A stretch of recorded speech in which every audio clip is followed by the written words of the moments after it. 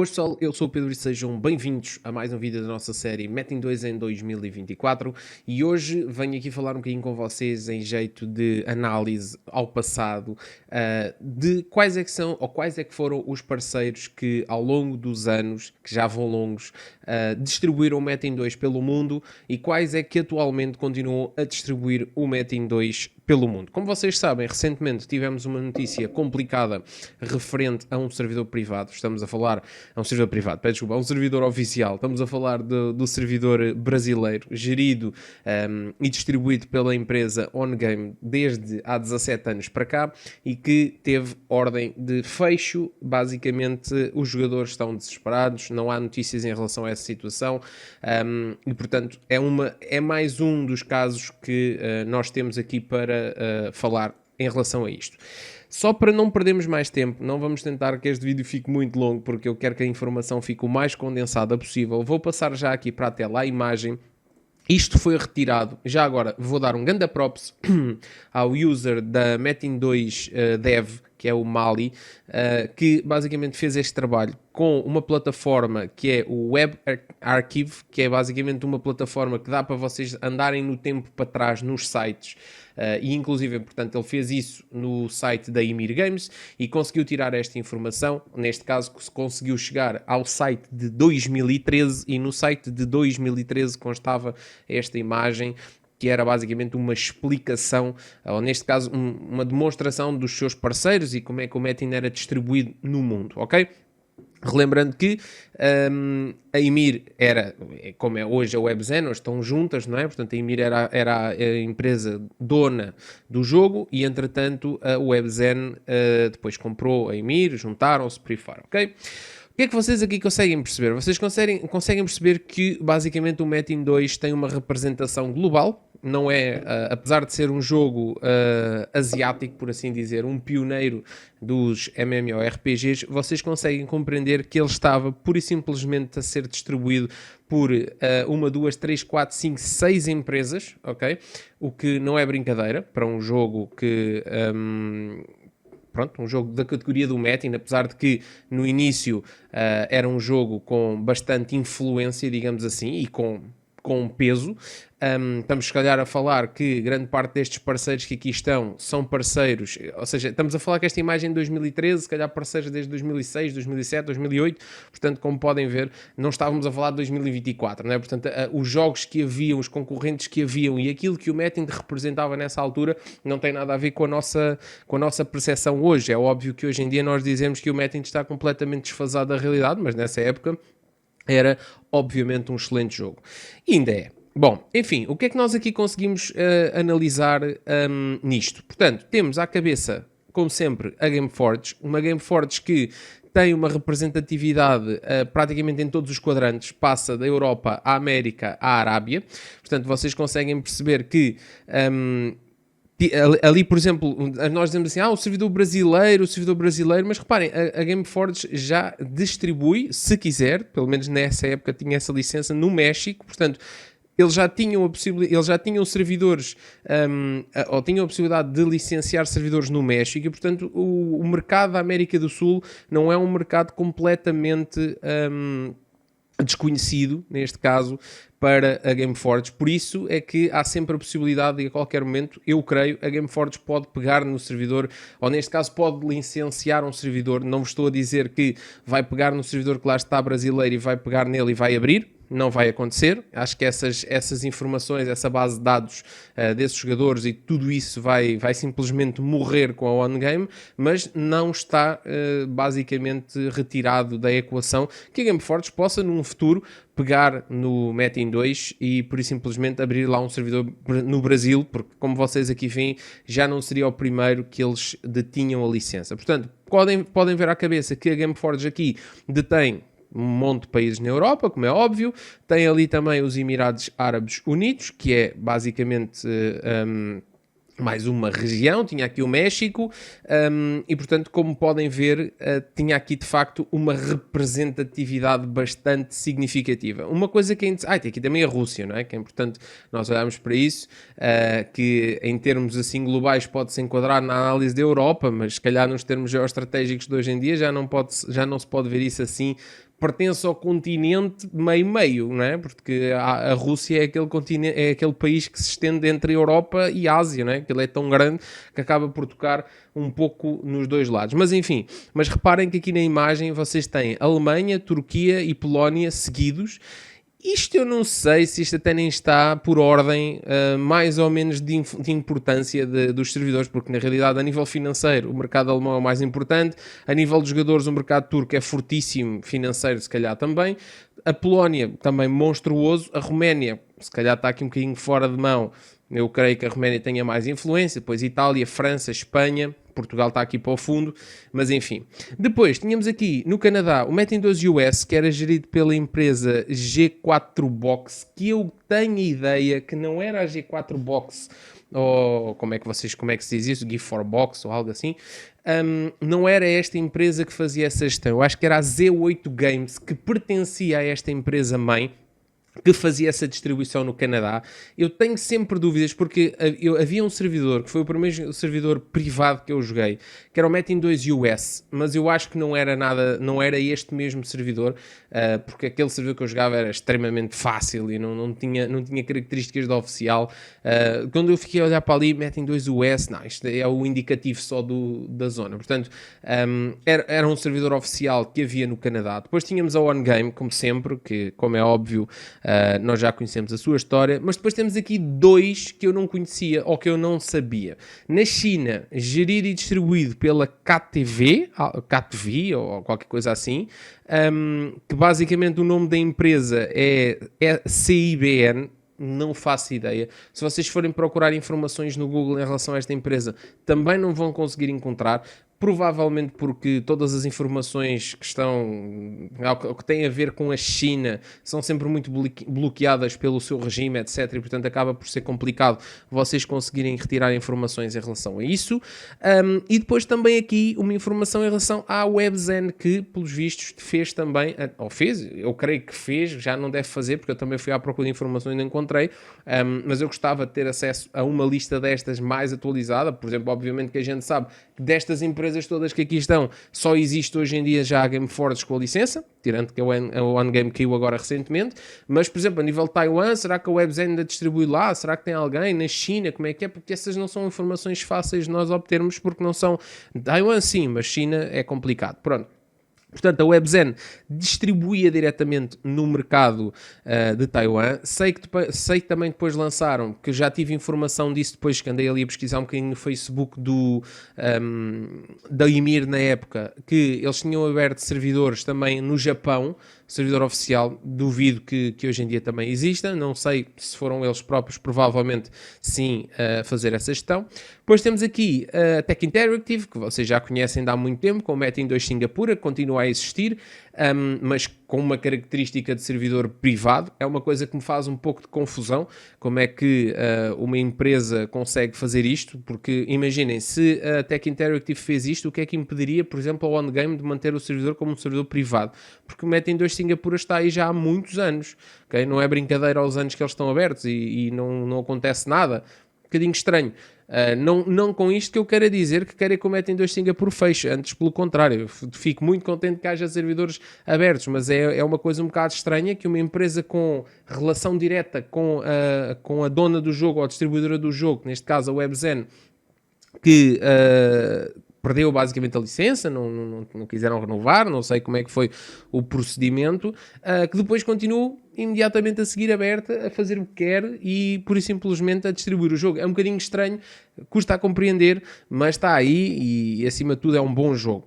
Pronto, isto é a conclusão de que desde há uns tempos para cá que basicamente já só haviam dois destes parceiros na atividade. Okay? Vamos excluir aqui a WebZen, porque eu nem sei se isto não foi uma relação comercial antes da fusão, ou seja, que a Ymir tivesse uma parceria com a WebZen para a WebZen distribuir o Metin 2 em Taiwan. Eu não sei, porque eu não sei exatamente a data em que eu sei que este print está a algures no site 2013, mas eu não sei se ele já não estava lá antes, não é? Portanto, este print foi tirado do site 2013, mas já podia estar antes.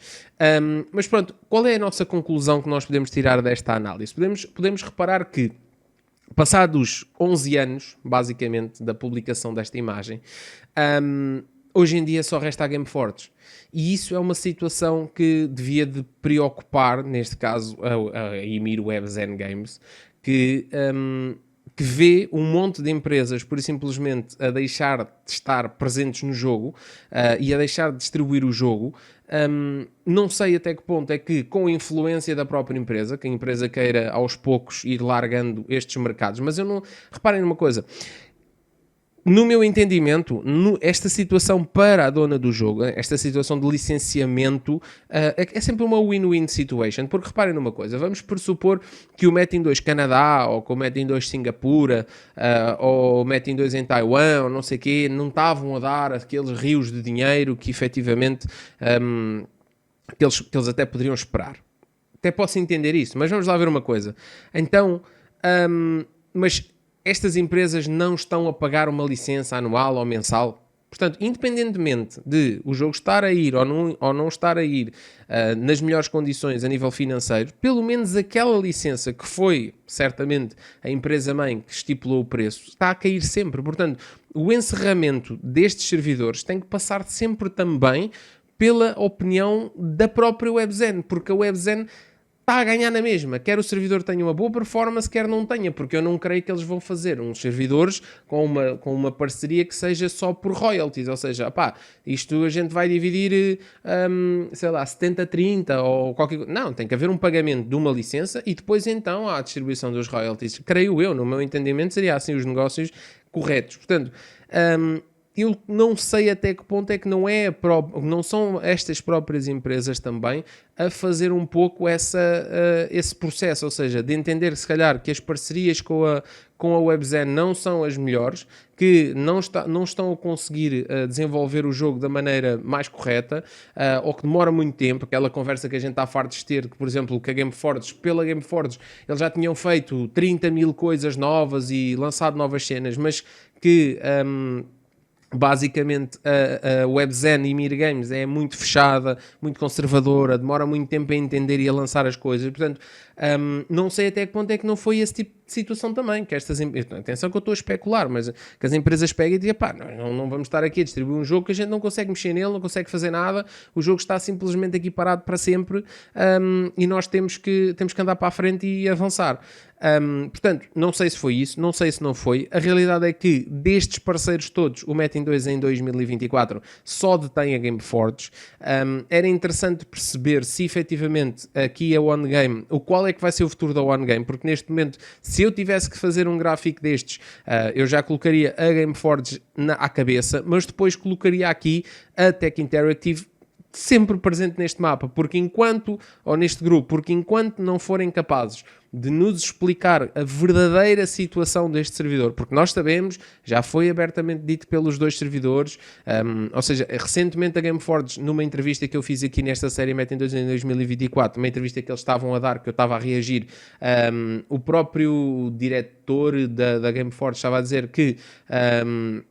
por exemplo, Metin 2 Singapura, que é um servidor privado, pode fazer o que quer no jogo e não sei o quê, sem precisar da WebZen, porque eles perderam a licença, mas a realidade é que se fala disto tão abertamente, que eu não sei, eu acho que a WebZen já meio que, pá, ok, façam aquilo que vocês quiserem e está-se bem. Portanto, eu não vou retirar desta lista a Tech Interactive, obviamente que retirarei a nível de servidor licenciado e oficial, como é óbvio, teremos que retirar.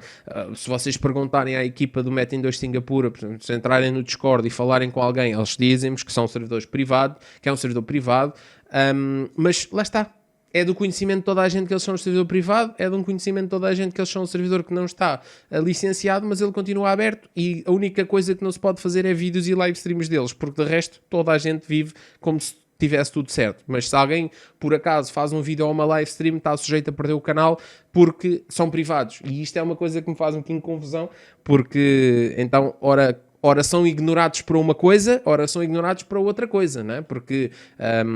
se nós formos analisar as coisas, se eu há 10 ou 15 anos jogasse no Metin 2 Singapura e tivesse lá vídeos, agora a Gameforge podia chegar e por isso simplesmente, a Gameforge e a WebZen, não sei, podiam chegar e ver os meus vídeos e bloquear-me, sendo que eu estava a jogar num servidor licenciado, ok? Percebem? Portanto, este tipo de situações são um bocadinho complicadas. Da mesma maneira, por exemplo, eu tenho vídeos aqui no canal de Metin 2 brasileiro, Metin 2 BR, então se o Metin 2 BR por acaso agora decidisse começar, ou neste caso continuar como privado, como é que ia acontecer? Eu ia levar strike nos meus vídeos porque fiz vídeos no Metin 2 brasileiro quando eu era licenciado, percebem? Isto são coisas muito estranhas porque dá sempre a sensação que isto é sempre para um lado e as coisas não são propriamente fáceis de serem entendidas. Relativamente ao Canadá, a Taiwan e à China, eu creio que são três mercados. A Taiwan e a China nós não temos como analisar, são sempre situações que eu acredito que não, para nós ocidentais é muito difícil. Então a China, esqueçam, a nível de informação é completamente fechado. Taiwan, acredito que Taiwan é uma zona muito desenvolvida, mas que ao mesmo tempo, nunca, apesar da cultura oriental estar muito lá, eu não creio que o Metin 2 hoje consiga ter uma disseminação assim tão forte em Taiwan, porque, lá está, é uma indústria altamente desenvolvida, é realmente o país da high-tech, é resumidamente, quando nós temos o país, nós nem podemos dizer isto assim, porque eles oficialmente seriam uma região da China, mas isto será sempre muito complicado nós falarmos, porque eles querem independência e um dia isto ainda vai dar uma merda do caraças, porque eles são os principais produtores de semicondutores do mundo, e portanto, obviamente que os americanos irão sempre protegê-los, obviamente que a China nunca vai querer perdê-los da sua alçada, nem iriam aceitar ali um regime democrático no meio deles, porque isso depois ia abrir as portas para outras regiões da China que queiram a separação, e isso vai contra a ideia de Xi Jinping na questão numa só China, mas enfim, já estamos aqui a fugir muito ao tema, mas pronto, eu não creio que de facto Taiwan, sendo uma indústria, um potente de eletrónica que mete em dois com tantos anos, com gráfico como tem, que seja uma grande aposta. A China é sempre aquela ideia porque são tantos, mano, mas tantos, que se nós temos que 0,1% da população chinesa jogue Metin, é uma monstruosidade, portanto, não sei, nem sequer sei se efetivamente haverá algum outro projeto. Em relação a esta empresa sei que não, mas não sei se até a própria WebZen tem alguma forma de distribuição, mas pronto, ficou aqui esta análise, passámos de 1, 2, 3, 4, 5, 6 para 1, portanto, neste momento, em teoria, se efetivamente na China não houver nada, passámos de 6 para 1 a nível de licenciados, ou neste caso de empresas com licenças de distribuição do Metin 2. E se isto não representa uma falência da ideia e do desenvolvimento de um jogo, eu não sei o que é que representa, porque passaram-se 11 anos desde esta imagem e em 11 anos foi de 6 para 1. Isto é importante ser analisado. Digam nos comentários o que é que vocês acharam em relação a isso. Já tinham conhecimento de todas estas empresas? Eu não tenho a certeza, quer dizer, tenho 90% de certeza, mas não vou dar 100% porque não sei bem. Mas eu acho que aqui não era esta empresa, era a Z8 Games. Vocês podem me dizer nos comentários se não era, mas pertencia na mesma a esta G4 Box.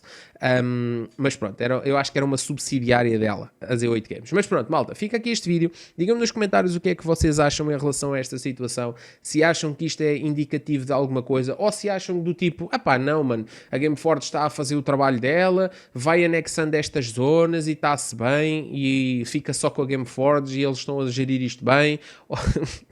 Enfim, eu já sei o que é que vocês vão dizer em relação a essa pergunta, mas enfim, pode haver quem concorde. E se acham que, por exemplo, a Gameforge, à semelhança daquilo que já fez no passado, ter um servidor no México, se efetivamente, com esse seu conhecimento da América do Sul, poderá ou não abrir um servidor no Brasil, um servidor oficial do Brasil, e dessa forma dar pelo menos a possibilidade aos jogadores brasileiros de jogar. Já agora, dizer-vos uma coisa, que se vocês tiverem uma VPN ligada, vocês não conseguem entrar no Metin 2 da Gameforge.